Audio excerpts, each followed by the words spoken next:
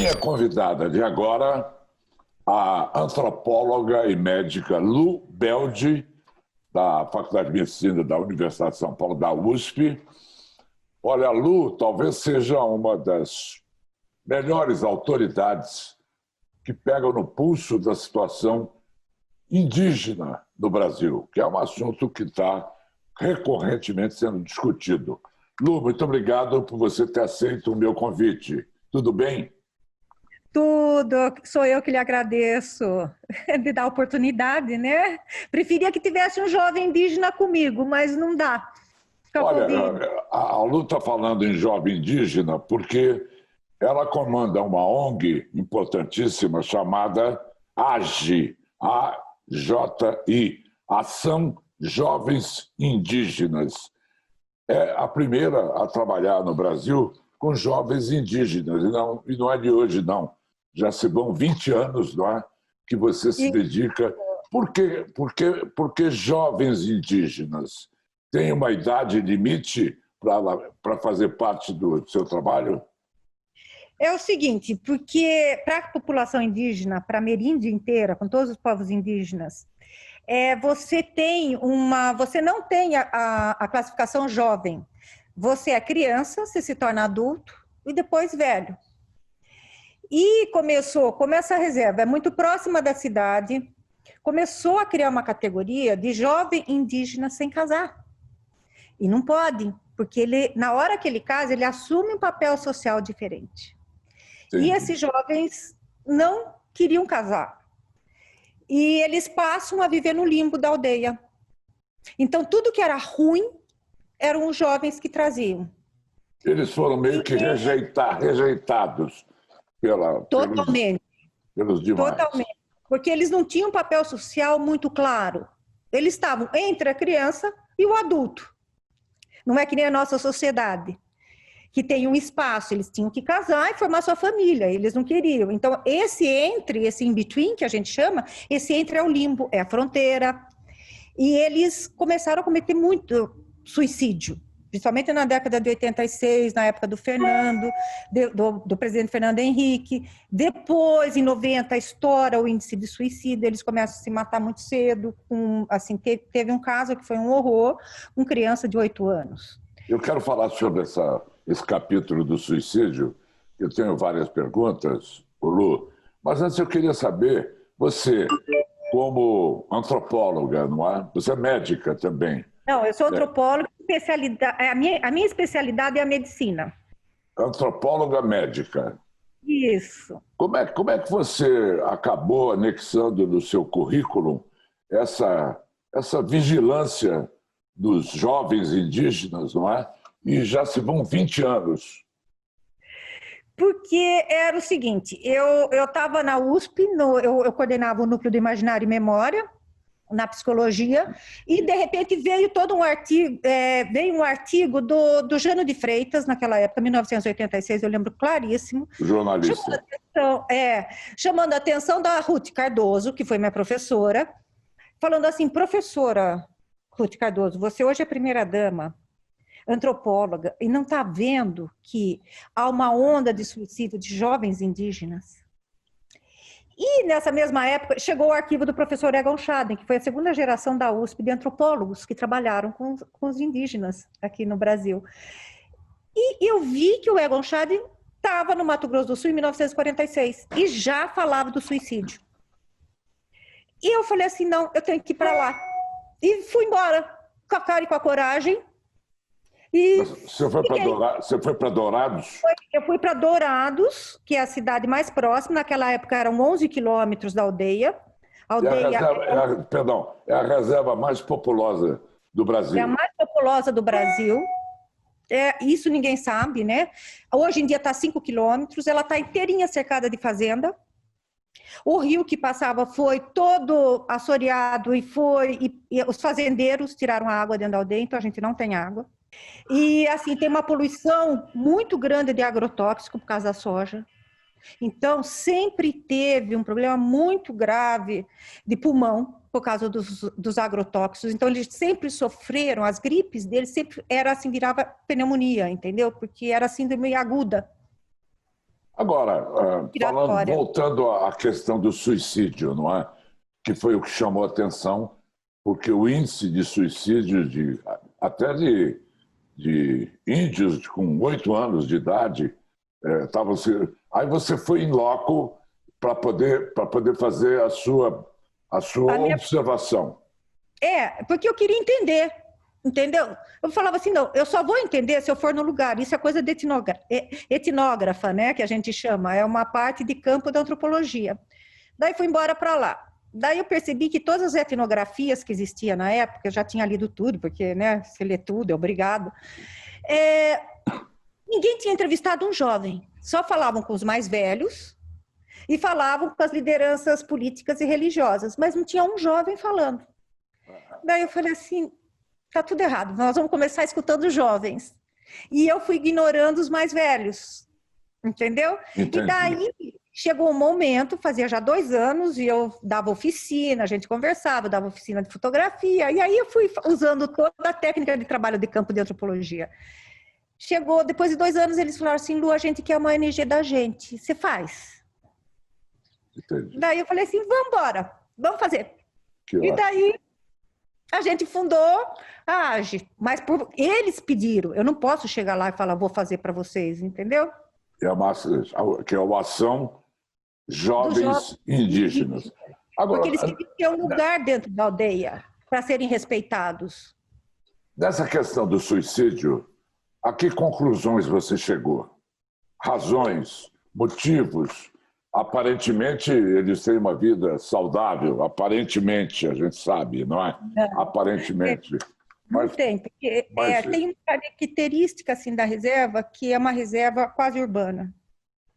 Eles estão em trânsito o tempo inteiro com a cidade de Dourados. Entendeu? A terra deles está cercada, como eu falei para vocês. Então, são 18 mil habitantes e 3.560 hectares. É muita gente. Então, não tem terra para dividir. Então, eles vivem em trânsito com a cidade. Eles estão no entre ser indígena, a cidade tem um preconceito imenso contra eles, imenso, chamam eles de bugre, eles se sentem super rejeitados, chegam dentro da reserva, os pais não os respeitam, porque eles não têm um papel social definido, né? Que são os próprios que não se casavam. Isso. Agora mudou desde que eu cheguei, porque agora eles estão estudando e estão entrando na faculdade, então eles passam a ter um papel mais importante. Mas assim mesmo, tem que casar, vai ter uma função social. E nesse entre, a identidade deles é completamente, eu chamo de bricolagem, né? É fragmentada. Então, não tem uma razão para o suicídio, são várias razões para o suicídio. Entendeu? O fato de estar na fronteira, a identidade flutua muito. E tem uma doença que a gente chama aqui na nossa sociedade ocidental, que chama depressão. E a nossa biomedicina acha que eles são povos deprimidos, mas não são. O que eles têm é uma tristeza de não terem um lugar de pertencimento. Entendi. Então, Isso é uma forma de depressão. Aguda, provavelmente, para levar ao suicídio. Mas tem um conceito que eles usam, por isso que eu sou antropóloga médica, porque cada cultura tem sua classificação de saúde e doença. Toda cultura tem. E tem uma palavra em Guarani que eles chamam de tristeza. Essa palavra tristeza é muito profunda. Quando eles falam eu estou triste, é porque o suicídio já está pensado e vai ser realizado. Então, ele já está maquinando o suicídio. Já está pronto. A sair dessa vida. E ele faz isso sozinho, nunca deixou um bilhete diferente da nossa cultura, nunca deixou nada. E vai embora, as pessoas sabem que ele vai se matar, porque é a hora que ele perde o contato social. Ele fica quieto, passa uma semana quieto, vai se isolando, e depois um dia ele sai e se enforca. Se enforca? A forma de suicídio mais comum é o enforcamento. O enforcamento. Que coisa! Isso é descrito desde o século XVII pelos monges caputinos que estavam na Amazônia trabalhando com os índios de lá, Tupi-Guarani. Isso, você pode perceber que isso é uma etnia que faz Isso. Por que não todos os índios? Por que só eles? A minha pergunta é, por que as outras etnias não cometem suicídio? E só os Tupi-Guarani? Entendi. E Entendeu? Porque vocês senão fizeram algum trabalho para poder diminuir esse índice, para poder investigar, afinal, o que acontecia com esse índice de tristeza, tamanho que os levava ao suicídio? Então, o que a gente faz e que a gente foi descobrindo com eles, né? Porque eles vão dando, de tanta conversa, de tanta convivência, eles vão trazendo para a gente as coisas. Daí a gente vai montando juntos quebra-cabeças, que são vários. Assim, você tem que, é óbvio, como na nossa sociedade também, aumentar a autoestima. Se você aumenta a autoestima, se você fala que ele é importante, que ele tem um lugar, e esse lugar é respeitado, que as pessoas os respeitam, e que eles podem ser... O principal foco é a mãe. A mãe vai ter que admirá-lo. Se a mãe admirá-lo, ele acalma, ele tem um lugar de pertencimento, entendeu?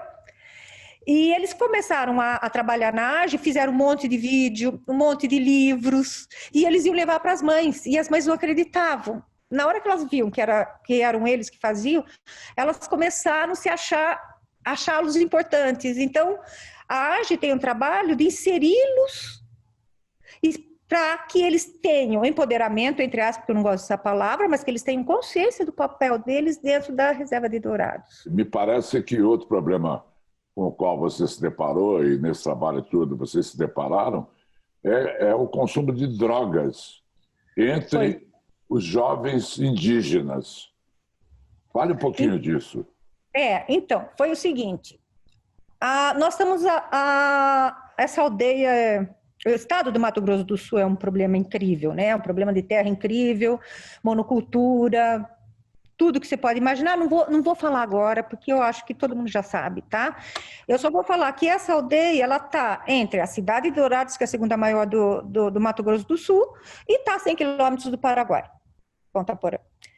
E como toda a reserva do Brasil é uma reserva federal, e o policiamento lá não é o mais adequado, porque o município se retira, o Estado se retira, e quem é responsável é a Polícia Federal. O tráfico de droga que vem da Bolívia e do Paraguai passa pela reserva de Dourados porque é livre acesso. Entendi.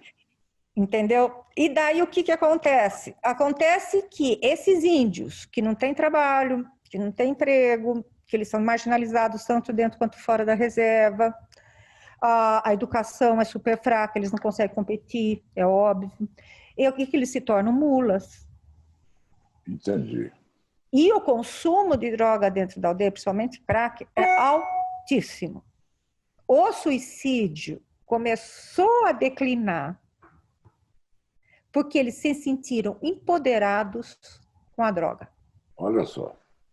Que coisa, hein? Então, teve um menino que faz muito tempo que está comigo, ele falou assim, Lu, agora eu sou verdadeiro índio, eu sou forte. E ninguém vai me humilhar mais.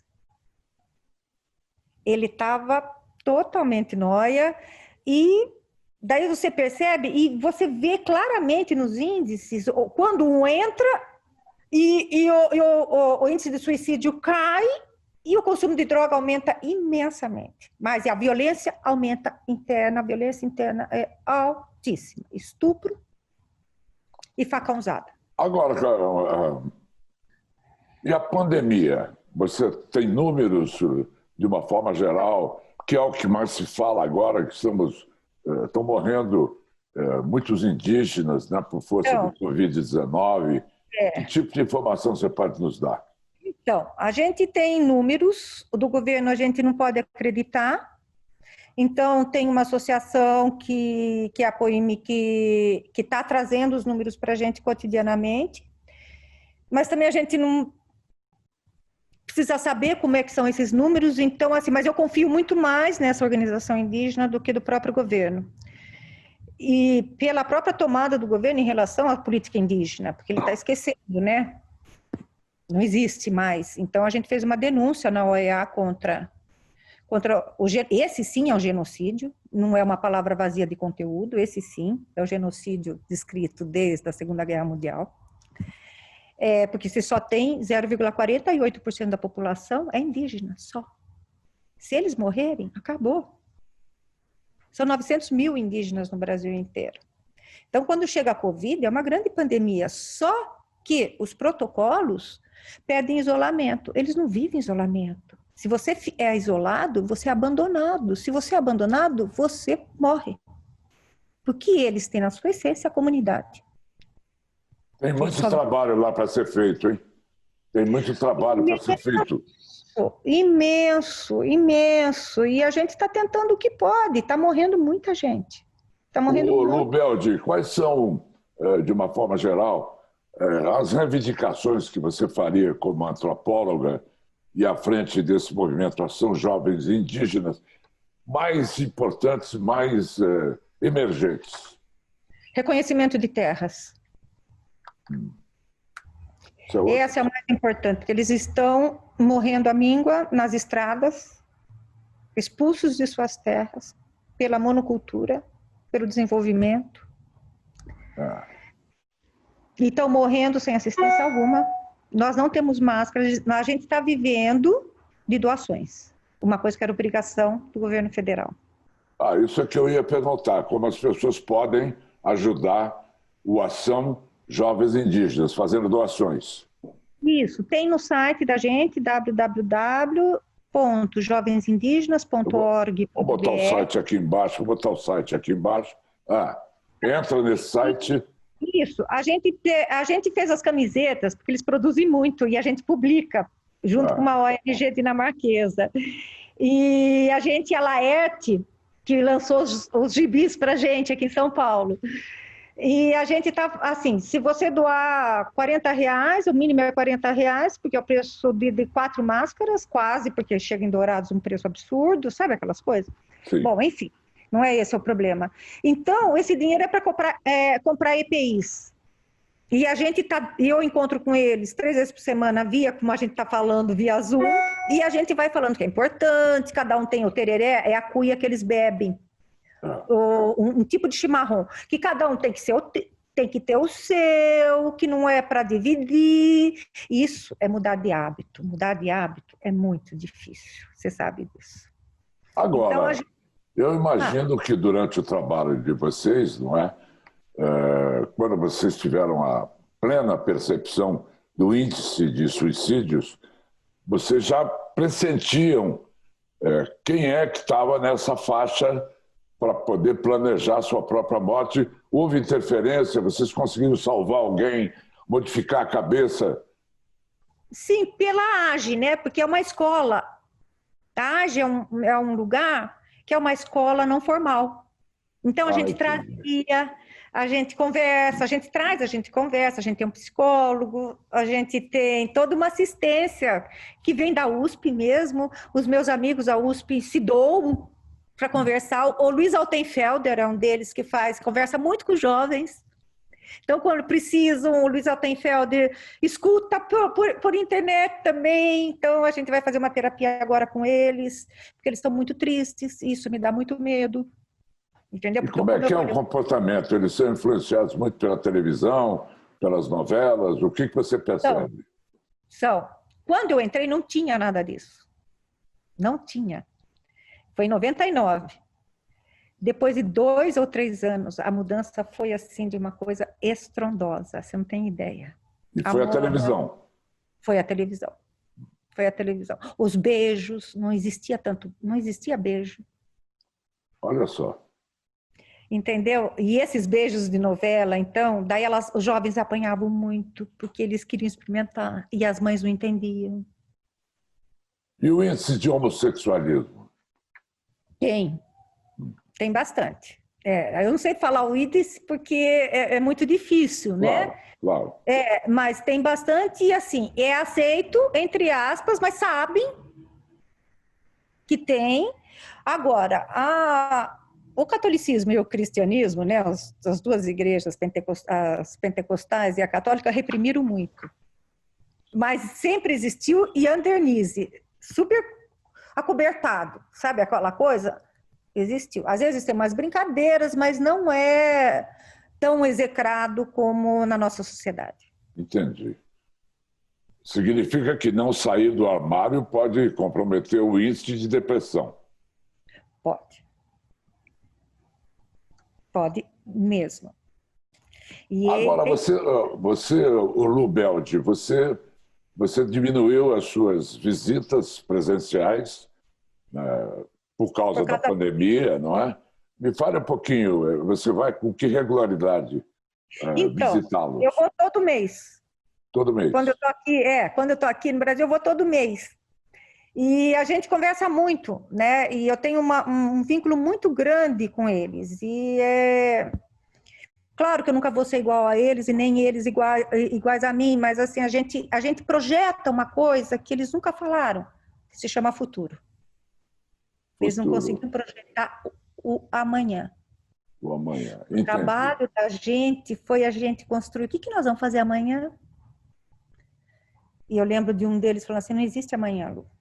Eu falei, tem, a Lu vai estar aqui amanhã, nós vamos fazer isso. Então, a gente foi construindo o dia seguinte, depois mais 2 dias, até construir uma semana, um mês. Mas então, eles estão totalmente aculturados já, não é? Então, essa Pela questão proximidade das cidades.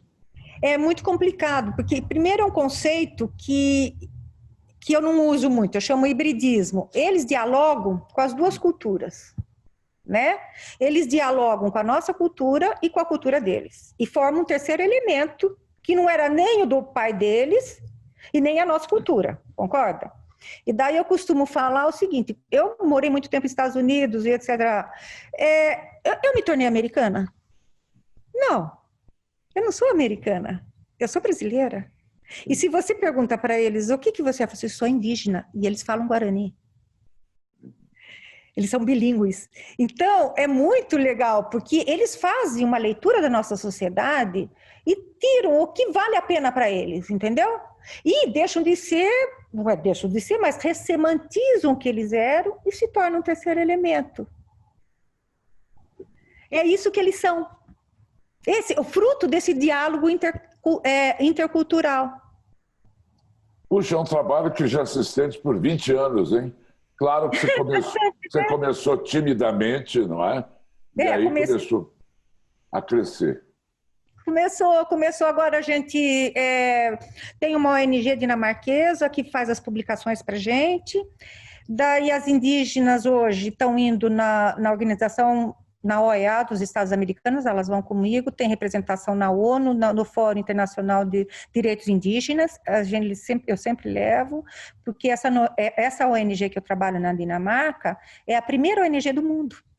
Ela nasceu em 1969, com o genocídio Aché, no Paraguai, por causa do Stroessner. Olha só. E eu trabalho com eles, então eles financiam a gente com livro e depois com esse pessoal todo que a gente tem uma conexão muito forte, que é com a ONU e a OEA. E você já tem muitos trabalhos publicados? Eu tenho, mas assim, tenho.